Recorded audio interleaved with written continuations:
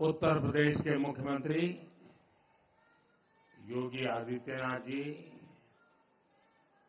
पूरे भारत से यहां पधारे सम्मानित संतजन,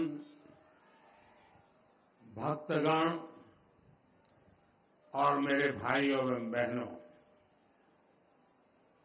आप सभी का मैं गुरु रविदास जी जन्म जयंती के पावन अवसर पर उनकी जन्मभूमि में स्वागत करता हूं। आप सब रविदास जी की जयंती के पर्व पर इतनी दूर से यहां आते हैं।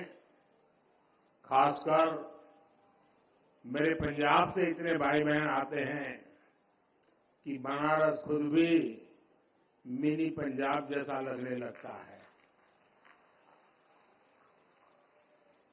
ये सब संत रविदास जी की कृपा से ही संभव होता है। मुझे भी रविदास जी बार बार अपनी जन्मभूमि पर बुलाते हैं। मुझे उनके संकल्पों को आगे बढ़ाने का मौका मिलता है। उनके लाखों अनुयायियों की सेवा का अवसर मिलता है। गुरु के जन्म तीर्थ पर उनके सब अनुयायियों की सेवा करना मेरे लिए किसी सौभाग्य से कम नहीं है। और भाइयों बहनों, यहां के सांसद होने के नाते, काशी का जनप्रतिनिधि होने के नाते मेरी विशेष जिम्मेदारी भी बनती है। मैं बनारस में आप सबका स्वागत भी करूं और आप सबकी सुविधाओं का खास ख्याल भी रखूं, ये मेरा दायित्व भी है। मुझे खुशी है कि आज इस पावन दिन मुझे अपने इन दायित्वों को पूरा करने का अवसर मिला है। आज बनारस के विकास के लिए सैकड़ों करोड़ रुपयों के विकास परियोजना का लोकार्पण और शिलान्यास होने जा रहा है। इससे यहां आने वाले श्रद्धालुओं की यात्रा और सुखद और सरल होगी। साथ ही संत रविदास जी की जन्मस्थली के विकास के लिए भी कई करोड़ रुपयों की योजनाओं का लोकार्पण हुआ है। मंदिर और मंदिर क्षेत्र का विकास, मंदिर तक आने वाली सड़कों का निर्माण, इंटरलॉकिंग और ड्रेनेज का काम, भक्तों के लिए सत्संग और साधना करने के लिए, प्रसाद ग्रहण करने के लिए अलग अलग व्यवस्थाओं का निर्माण, इन सब से आप सब लाखों भक्तों को सुविधा होगी। माघी पूर्णिमा की यात्रा में श्रद्धालुओं को आध्यात्मिक सुख तो मिलेगा ही, उन्हें कई परेशानियों से भी छुटकारा मिलेगा। आज मुझे संत रविदास जी की नई प्रतिमा के लोकार्पण का भी सौभाग्य मिला है।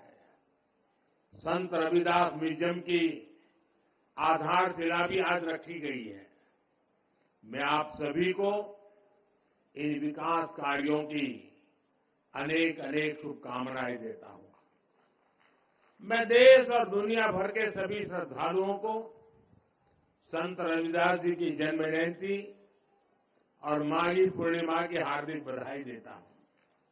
साथियों, आज महान संत और समाज सुधारक गाडगे बाबा की जयंती भी है।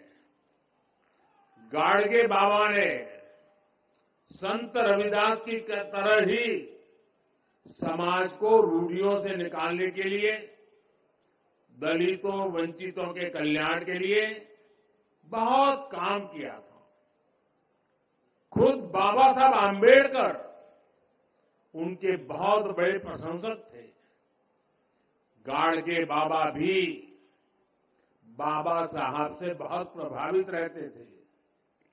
आज इस अवसर पर मैं गाडगे बाबा के चरणों में भी श्रद्धापूर्वक नमन करता हूं।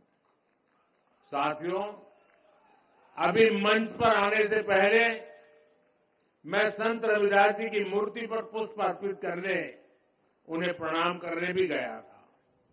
इस दौरान मेरा मन जितनी श्रद्धा से भरा था, उतनी ही कृतज्ञता से भी भीतर महसूस कर रहा था।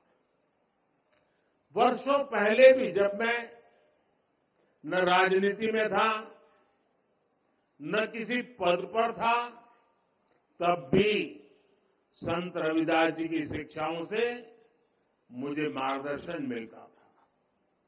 मेरे मन में ये भावना होती थी कि मुझे रविदास जी की सेवा का अवसर मिले।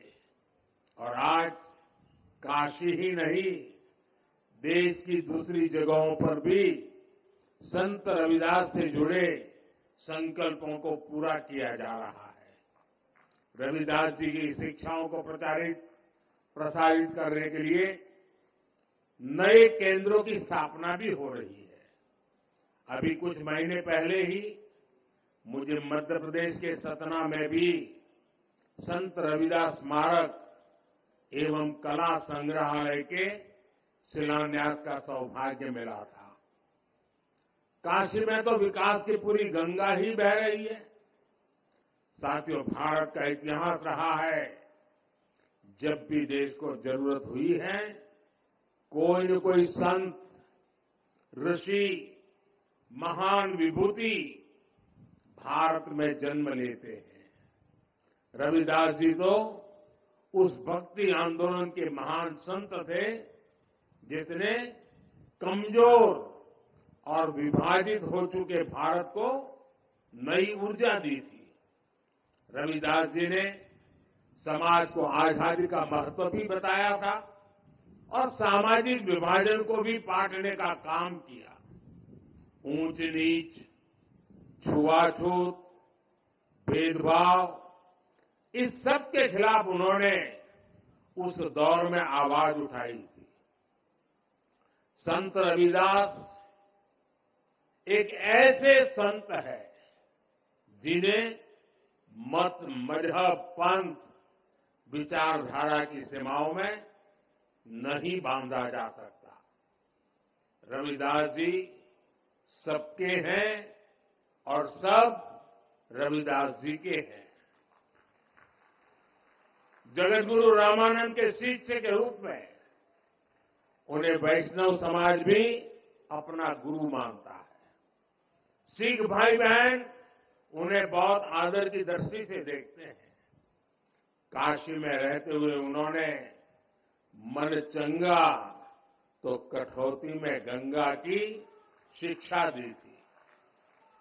इसलिए काशी को मानने वाले लोग, मां गंगा में आस्था रखने वाले लोग भी रविदास जी से प्रेरणा लेते हैं।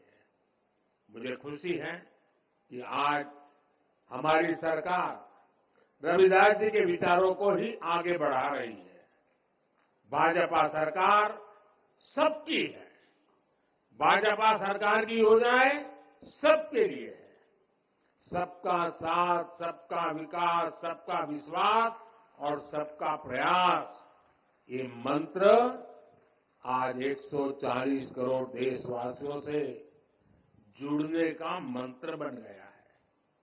साथियों, रविदास जी ने समता और समरसता की शिक्षा भी दी और हमेशा दलितों, वंचितों की विशेष रूप से चिंता भी की। समानता, वंचित समाज को प्राथमिकता देने से ही आती है। इसलिए जो लोग, जो वर्ग विकास की मुख्य धारा से जितना ज्यादा दूर रह गए, पिछले 10 वर्षों में उन्हें ही केंद्र में रखकर काम हुआ है। पहले जिस गरीब को सबसे आखिरी समझा जाता था, सबसे छोटा कहा जाता था। आज सबसे बड़ी योजनाएं उसी के लिए बनी है। इन योजनाओं का दुनिया में सबसे बड़ी सरकारी योजनाएं कहा जा रहा है। आप देखिए, कोरोना की इतनी बड़ी मुश्किल आई, हमने 80 करोड़ गरीबों को मुफ्त राशन की योजना चलाई। कोरोना के बाद भी हमने मुफ्त राशन देना बंद नहीं किया, क्योंकि हम चाहते हैं कि जो गरीब अपने पैरों पर खड़ा हुआ है वो लंबी दूरी तय करे, उस पर अतिरिक्त बोझ न आए। ऐसी योजना इतने बड़े पैमाने पर दुनिया के किसी भी देश में नहीं है। हमने स्वच्छ भारत अभियान चलाया, देश के हर गांव में हर परिवार के लिए मुफ्त शौचालय बनाया। इसका लाभ सबसे ज्यादा दलित, पिछड़े हमारे परिवारों को, खासकर हमारी एससी, एसटी, ओबीसी माताओं बहनों को हुआ है। इन्हें ही सबसे ज्यादा खुले में शौच के लिए जाना पड़ता था, परेशानियां उठानी पड़ती थी। आज देश के गांव-गांव तक साफ पानी पहुंचाने के लिए जल जीवन मिशन चल रहा है। 5 वर्षों से भी कम समय में 11 करोड़ से ज्यादा घरों तक पाइप से पानी पहुंचाया गया है। करोड़ों गरीबों को मुफ्त इलाज के लिए आयुष्मान कार्ड मिला है। उन्हें पहली बार ये हौसला मिला है कि अगर बीमारी आ भी गई तो इलाज के अभाव में जिंदगी खत्म नहीं होगी। इसी तरह जन-धन खातों से गरीब को बैंक जाने का अधिकार मिला है। इन्हीं बैंक खातों में सरकार सीधे पैसा भेजती है। इन्हीं खातों में किसानों को किसान सम्मान निधि जाती है, जिनमें से करीब 1.5 करोड़ लाभार्थी हमारे दलित किसानी हैं। फसल बीमा योजना का लाभ उठाने वाले किसानों में बड़ी संख्या दलित और पिछड़े किसानों की है। युवाओं के लिए भी 2014 से पहली जितनी स्कॉलरशिप मिलती थी, आज हम उससे 2 गुनी स्कॉलरशिप दलित युवाओं को दे रहे हैं। इसी तरह 2022-23 में पीएम आवास योजना के तहत हजारों करोड़ रुपए दलित परिवारों के खातों में भेजे गए, ताकि उनका भी अपना पक्का घर हो।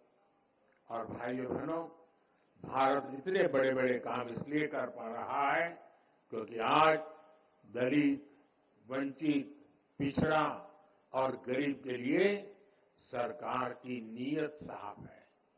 भारत ये काम इसलिए कर पा रहा है क्योंकि आपका साथ और आपका विश्वास हमारे साथ है। संतों की वाणी हर युग में हमें रास्ता भी दिखाती है और हमें सावधान भी करती है। रविदास जी कहते थे, जात पात्र के फेर मही, उर्जी रही सब लोग, मानुष ताकू खात है, रैदास जात कर लोग। अर्थात ज्यादातर लोग जात पात के भेद में उलझे रहते हैं, उलझाते रहते हैं। जात पात का यही रोग मानवता का नुकसान करता है। यानी जात पात के नाम पर जब कोई किसी के साथ भेदभाव करता है तो वो मानवता का नुकसान करता है। अगर कोई जात पात के नाम पर किसी को भड़काता है तो वो भी मानवता का नुकसान करता है। इसलिए भाई और बहनों, आज देश के हर दलित को, हर पिछड़े को एक और बात ध्यान रखनी है।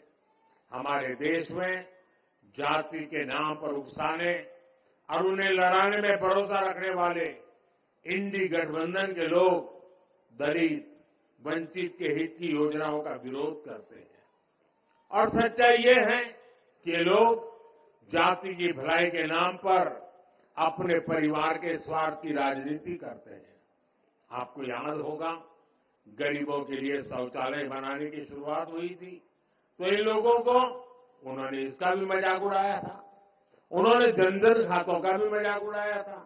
इन्होंने डिजिटल इंडिया का विरोध किया था। इतना ही नहीं, परिवारवादी पार्टियों की एक और पहचान है, ये अपने परिवार से बाहर किसी भी दलित, आदिवासी को आगे बढ़ने नहीं देना चाहते। दलित, आदिवासियों का बड़े पदों पर बैठना इन्हें बर्दाश्त नहीं होता है। आपको याद होगा, जब देश में पहली आदिवासी महिला राष्ट्रपति बनने के लिए महामहिम द्रौपदी मुर्मू जी चुनाव लड़ रही थी, तो किन किन लोगों ने उनका विरोध किया था? किन किन पार्टियों ने उन्हें हराने के लिए सियासी लामबंदी की थी? वे सब की सब यही परिवारवादी पार्टियां आई थी, जिन्हें चुनाव के समय दलित, पिछड़ा, आदिवासी अपना वोट बैंक नजर आने लगता है।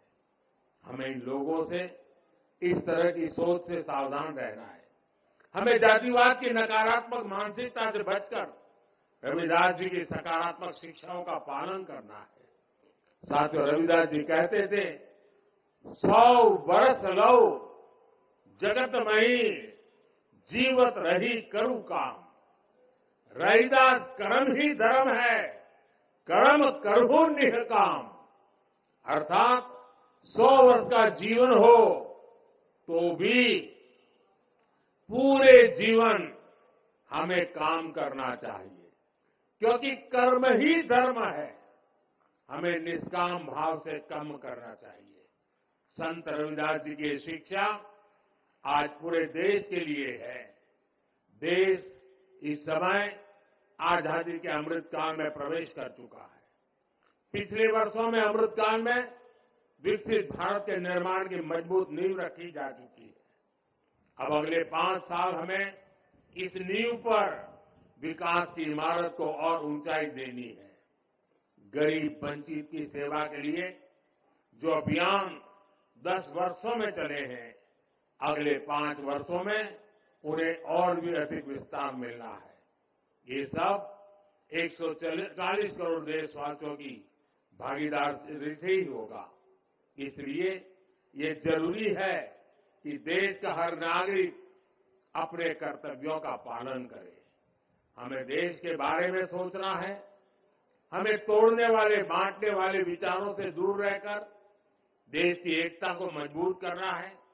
मुझे विश्वास है कि संत रविदास जी की कृपा से देशवासियों के सपने जरूर साकार होंगे। आप सभी को एक बार फिर संत रविदास जयंती की मैं बहुत बहुत शुभकामनाएं देता हूं। बहुत बहुत धन्यवाद।